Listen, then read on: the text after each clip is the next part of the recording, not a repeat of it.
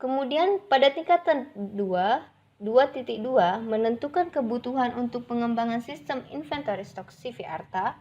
Pada tingkatan ketiganya memiliki 3 tahapan, yaitu 2.2.1 menganalisis kebutuhan fungsional sistem inventory stok CVARTA, 2.2.2 menganalisis kebutuhan non-fungsional sistem inventory stok CVARTA, 2.2.3 membuat dokumentasi hasil analisis kebutuhan sistem inventory stok CVARTA.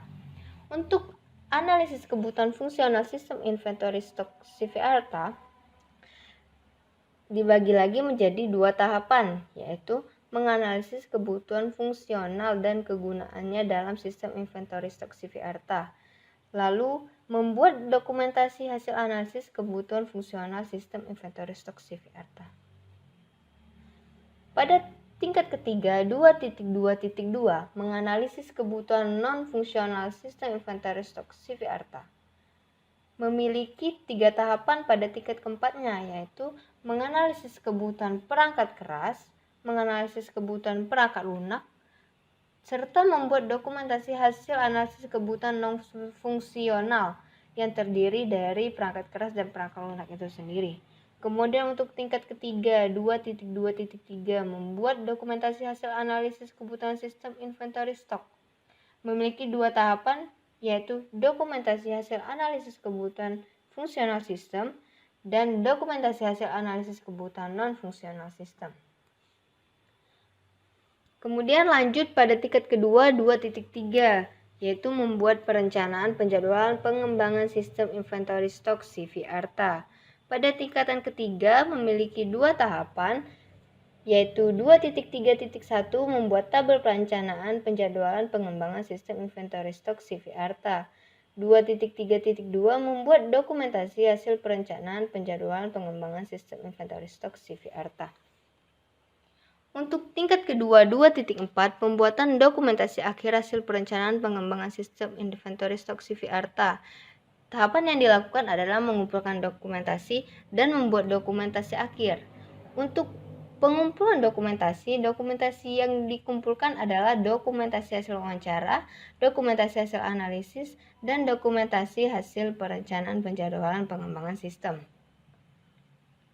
Kemudian kita berlanjut ke WBS pemodelan. Untuk WBS pemodelan memiliki 6 tahapan pada tingkat kedua, yaitu mengumpulkan data untuk pemodelan sistem inventory stock, pemodelan DFD sistem inventory stock, pemodelan IRD sistem inventory stock, pemodelan struktur database, pemodelan interface program sistem inventory stock, dan yang terakhir pembuatan dokumentasi akhir hasil pemodelan sistem inventory stock.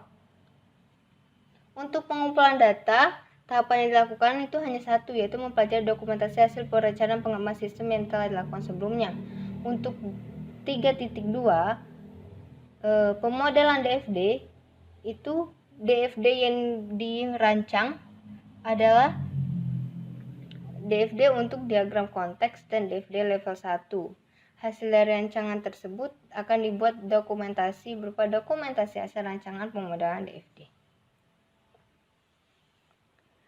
Kemudian WBS pemodelan tingkat kedua untuk 3.3 pemodelan IRD sistem inventory stock yang terdiri dari 2 tahapan, yaitu membuat rancangan pemodelan IRD sistem inventory stock CVARTA dan membuat dokumentasi hasil rancangan pemodelan IRD sistem inventory stock CVARTA. Kemudian untuk 3.4 pemodelan struktur database sistem inventory stock memiliki 2 tahapan juga, yaitu membuat rancangan pemodelan struktur database sistem dan membuat dokumentasi hasil pemodelan struktur database sistem. Untuk tingkat 2 3.5 pemodelan interface program sistem inventory stock CVARTA. Tahapan yang dilakukan adalah membuat rancangan pemodelan interface program sistem inventory stock dan membuat dokumentasi hasil rancangan pemodelan interface, di mana rancangan interface yang dirancang terdiri dari admin penjualan, pelanggan, gudang, sales, dan pimpinan.